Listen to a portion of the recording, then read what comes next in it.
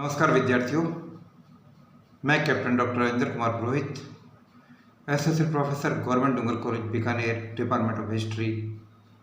आप सभी का एक बार फिर इतिहास की इस विशेष कक्षा में अभिनंदन करता हूं। विद्यार्थियों, मुझे पूरी उम्मीद है कि आप मेरी इस क्लास को पूरी तरीके से समझ रहे होंगे और जो बातें मैं आपसे समझा रहा हूं आप उसका सही तरीके से अध्ययन कर रहे होंगे। विद्यार्थियों, मेरी आज की कक्षा आप लोगों के लिए अर्थात बीए द्वितीय वर्ष के द्वितीय प्रश्न पत्र राजस्थान का इतिहास उससे संबंधित है। आज मैं आपसे चर्चा करूंगा राजपूतों की उत्पत्ति पार्ट 2।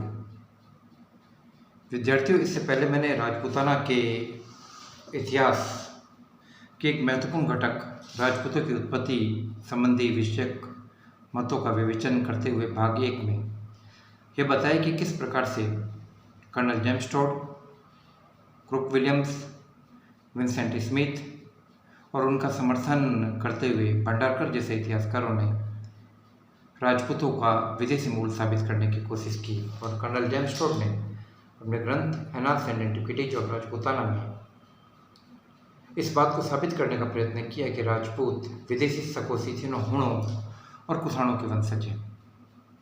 उन्होंने बहुत सारी बातों के आधार पर बहुत सारी बातें हमारे सामने लाने की कोशिश की और कई प्रथाओं की समानता की बात की, जैसे सूर्य पूजा की बात, जैसे सती प्रथा की बात, जैसे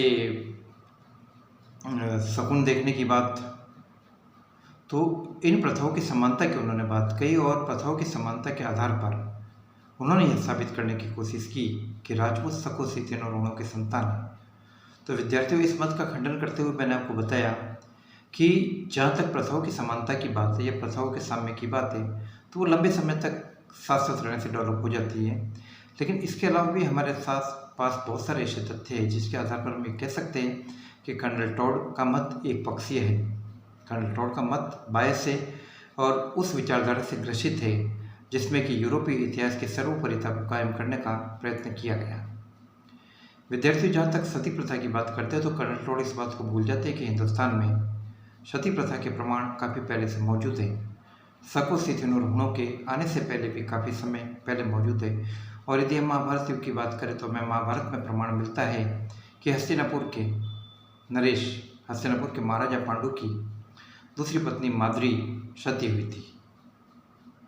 तो सती प्रथा के प्रमाण भी हमारे यहाँ पे मौजूद है। और इसके अलावा जहाँ तक सूर्य की पूजा की बात है कि सूर्य को महत्वपूर्ण मानना है, तो हमारे वैदिक ग्रंथों में सूर्यवंशी और चंद्रवंशी राजपूत क्षत्रियों की एक लंबी लिस्ट मिलती है, लंबी सूची मिलती है और सूर्य की पूजा भी वे किया करते थे। तो कर्नल जेम्स टोड के इस मत को पूरी तरीके से सत्य नहीं माना जा सकता है कि राजपूत विदेशी सकोसीथियन और हुणों के संतान हैं।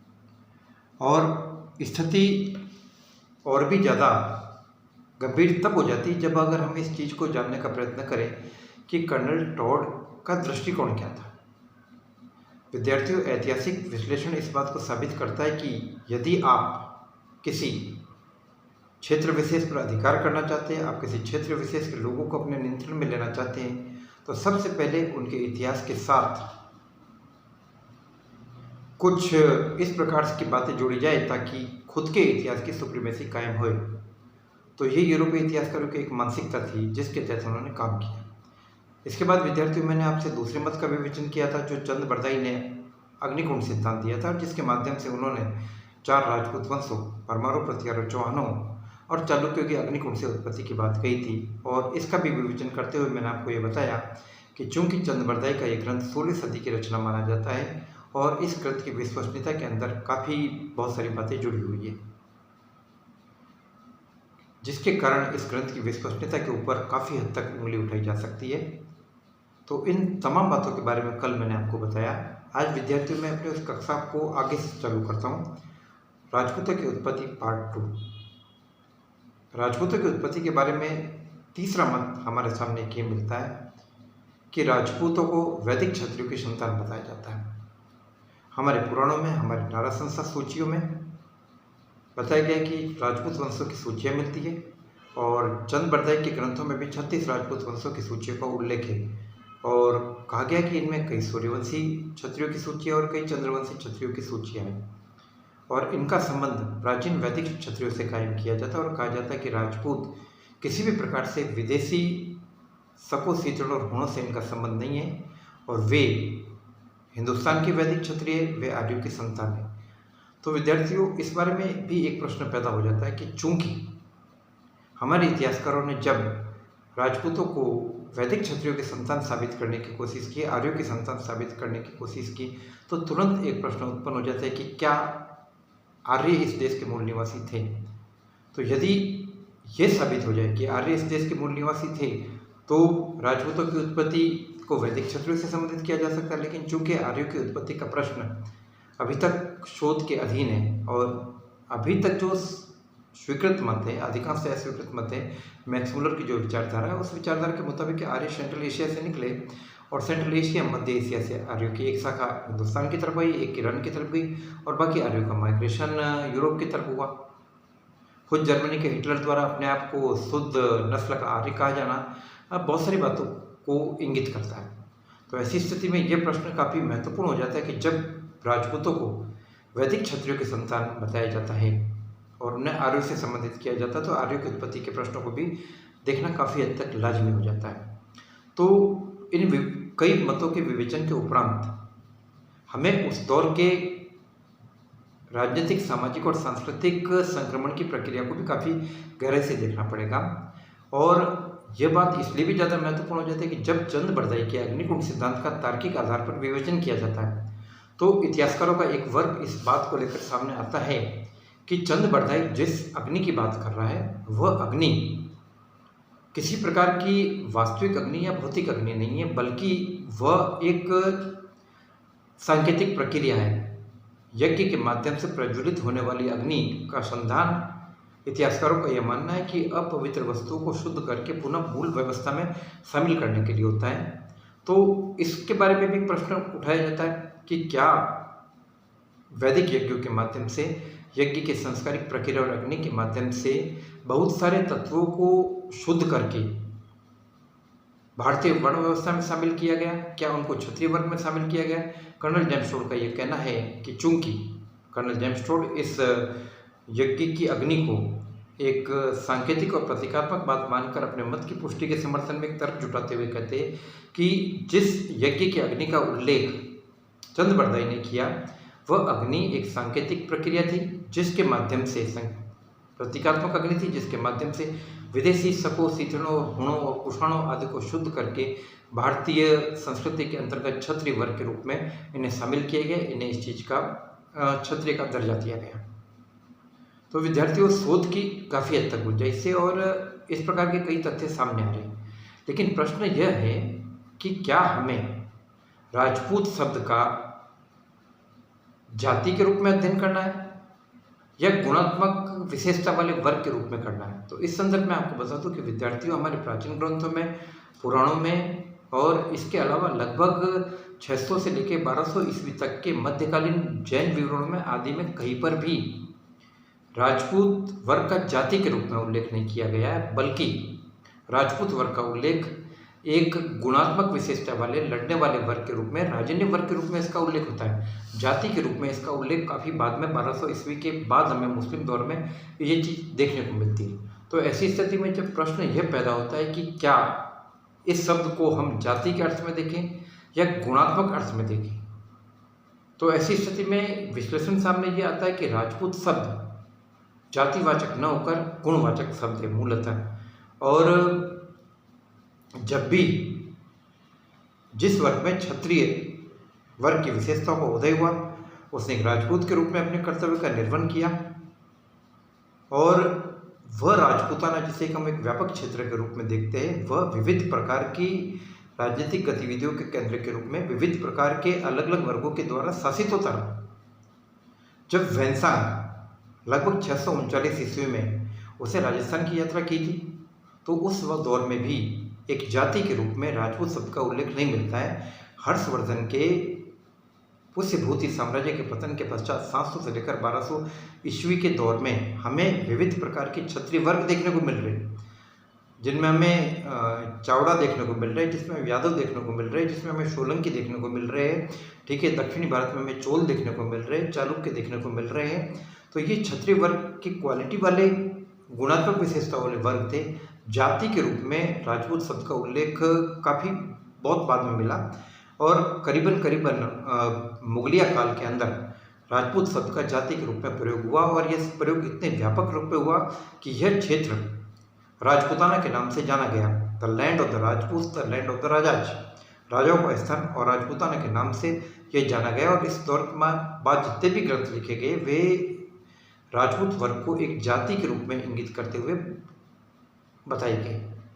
तो हमें एक विशद प्रक्रिया के तहत राजपूतों की उत्पत्ति संबंधी प्रश्नों को काफ़ी गहराई के साथ समझना पड़ेगा। विद्यार्थियों, जब राजपूतों की उत्पत्ति का मामला, उत्पत्ति का प्रश्न मैं आपसे डिस्कस कर रहा हूँ, तो इस बारे में आपको बताऊंगा कि इन मतों के अलावा भी इन राजपूत वंशों की खुद की वंशावलियों में, इनके खुद के अभिलेख में भी अलग अलग प्रकार से इनकी उत्पत्ति का उल्लेख है, उसको भी काफ़ी गहराई के साथ देखे जाने की जरूरत है। ऐतिहासिक तथ्यों के विश्लेषण के समय में सबसे बड़ी बात है कि विद्यार्थियों, हमें निष्पक्ष रहने की जरूरत है। बिना किसी पूर्वाग्रह से प्रभावित होकर हमारी व्यक्तिगत विचारधाराओं को हमें दरकिनार करके उपलब्ध तथ्यों का विश्लेषण करना चाहिए और ऐसा करके ही हम इतिहास में ज़्यादा से ज़्यादा सत्यता के करीब पहुंच सकते हैं। तो राजपूताना, विद्यार्थियों, जिस क्षेत्र को कहा जाता है, यह एक ऐसा क्षेत्र था जो विविध प्रकार की गतिविधियों का केंद्र बना। अभी जब राजपूतों की उत्पत्ति का प्रश्न चल ही रहा है और हम इसके कई पहलुओं को जानने की कोशिश कर रहे हैं, तो मैं आपको संक्षेप में राजपूताना के भौगोलिक और सांस्कृतिक इतिहास के ऊपर भी जानकारी देना मैं समीचीन समझता हूँ। महाभारत काल में भी राजपूताना का उल्लेख है। महाभारत काल में राजपूताना का उत्तरी इलाका, जो बीकानेर और नागौर का इलाका, जंगल देश के नाम से जाना जाता था, और इसका ईस्टर्न इलाका, जो भरतपुर और अरवल के इलाके, वो मत्स्य देश के नाम से जाने जाते थे। और इसी मत्स्य प्रदेश में महाभारत संबंधी गतिविधियों का उल्लेख है। जयपुर के पास में विराटनगर में पांडवों द्वारा अपने अज्ञातवास के अंतिम वर्ष, 13वें वर्ष अज्ञातवास का बिताए जाने का उल्लेख हमें देखने को मिल रहा है। इसके बाद सम्राट चंद्रगुप्त मौर्य और अशोक के समय में भी हमें मौर्यकालीन गतिविधियों का उल्लेख यहाँ पर देखने को मिल रहा है। विराटनगर से भाबरू से अशोक का भाबरू अभिलेख प्राप्त होता है। अशोक के 2 अभिलेख प्राप्त होते, जो बौद्ध धर्म के त्रिरत्नों के प्रति अशोक की श्रद्धा को ज्ञापित करते हैं और इसके साथ साथ ही इस बात को भी जाहिर करते हैं कि अशोक किस प्रकार से बौद्ध धर्म के कल्याण के प्रति जागरूक था और बौद्ध धर्म में होने वाली फूट को रोकने के लिए वो किस हद तक गंभीर था। इन बातों का भी उल्लेख राजस्थान की इस भूमि से मिलता है। अशोक और चंद्रगुप्त मौर्य के बाद हमें यहाँ पर यूनानियों की गतिविधियों का उल्लेख मिलता है। हमें यहाँ पर मेनेंडर के सिक्कों का उल्लेख मिलता है। गुप्त काल में हुणों की गतिविधियों का हमें यहाँ पर उल्लेख मिलता है। हर्षवर्धन के साम्राज्य का हिस्सा था राजस्थान। कुछ यूनानी बस्तियों के एविडेंस भी यहाँ से मिल रहे हैं और खुद चीनी यात्री वैनसांग ने राजस्थान की यात्रा की थी और लगभग हर्षवर्धन की मृत्यु के पश्चात 700 से लेकर 1200 ईस्वी तक का इतिहास राजपूत काल की गतिविधियों के कारण इतना ज़्यादा व्यापक हो गया है कि ये पूरा का पूरा क्षेत्र, पूरा का पूरा कालखंड एज ऑफ द राजपूत युग के नाम से जाना जाता है। Age of the feudal lords, सामंती अधिपति और सामंती प्रभुओं के युग के नाम से जाना जाता है। तो ऐसी स्थिति में 700 से ऐसी स्थिति में जब हम देखते हैं कि 700 से लेकर 1200 ईस्वी के बीच के अंदर बड़े पैमाने पर राजपूत वंशों की हमें भरमार हमें देखने को मिलती है। तो ऐसी स्थिति में एक बार फिर हमें विंसेंट स्मिथ का कथन याद आता है। विंसेंट स्मिथ ने कहा था कि राजपूत यकायक 8वीं या 9वीं सदी में प्रकट हुए और इस देश के भूमंडल पर छा गए। तो स्मिथ का यह कथन बिल्कुल झूठा साबित हो जाता है कि जब हम हर्षवर्धन के पतन के पश्चात ही विविध प्रकार के राजपूत वंशों का उल्लेख हम राजस्थान के अंदर पाते हैं। तो ऐसी स्थिति में मूल बात यह कि तथ्यों के काफ़ी गहनता से अध्ययन की जरूरत है और मुगल काल में राजपूत शब्द का एक जाति के रूप में प्रयोग होने के कारण, विविध प्रकार के राजपूत वंशों का प्राधान्य होने के कारण यह पूरा का पूरा क्षेत्र राजपूत गतिविधियों का केंद्र बना और यह राजपूताना के नाम से जाना गया। तो विद्यार्थियों, मैंने अपनी तरफ से आपको कोशिश की है कुछ तथ्यों को बताने की और मैं चाहता हूँ कि आप इन तथ्यों का गंभीरता के साथ विश्लेषण करें और कई विविध मतों को जानने की कोशिश करें, क्योंकि विद्यार्थियों, हम एक ऐसे हिंदुस्तान के बारे में बात कर रहे हैं जो विविध प्रकार की आक्रामक गतिविधियों का केंद्र बना, विविध प्रकार की जातियाँ यहाँ पर आई, यमन आए, हूण आए, शक आए, कुषाण आए, इससे पहले आर्य आए, लेकिन ये सभी आकर इस देश के कालखंड में इस देश के विशाल कलेवर में आकर समाहित हो गए और हम सभी में अंतर्निहित थे। तो ऐसी स्थिति में इस प्रश्न को काफ़ी व्यापक दृष्टिकोण से देखे जाने की जरूरत है और तभी हम हिंदुस्तान की व्यापक संस्कृति को काफ़ी गहनता के साथ समझ पाएंगे। विद्यार्थियों, इसके आगे की कक्षा में मैं आपसे चर्चा करूंगा राजस्थान के पुरातात्विक इतिहास के बारे में। और इससे पहले मैंने कल राजस्थान के पुरातात्विक इतिहास से संबंधित आहड़, कालीबंगा, मत्स्य और मालव जनपद से संबंधित कुछ प्रश्न उत्तर आपके लिए तैयार करके मैंने व्हाट्सएप में उसका लिंक शेयर किया था। आप उसका अध्ययन कीजिए और जल्दी आगे की कक्षा में मैं आपसे कुछ और बात करूंगा इनसे जुड़े हुए तथ्यों के बारे में। मेरा व्हाट्सएप नंबर 9928482295। आप केवल और केवल मुझे व्हाट्सएप नंबर पर ही संपर्क करें और बेशक कोई भी दिक्कत हो तो मैं आपके लिए हमेशा उपलब्ध हूँ। क्योंकि विद्यार्थियों, मैं फिर आपसे कहना चाहूँगा कि आपको हमसे ज्ञान लेना होगा। हम या शिक्षक एक पके हुए आम की तरह होता है जो स्वतः रस नहीं देना पड़ेगा आपको। आप हमें तोड़ेंगे, आप हमें दबाएंगे, तब जाकर हम रस देंगे। तो विद्यार्थियों, लगन सबसे ज़्यादा जरूरी है। एक बेहतरीन लगन वाला विद्यार्थी अपने शिक्षक से बेहतरीन ज्ञान प्राप्त कर सकता है। जय हिंद, जय भारत।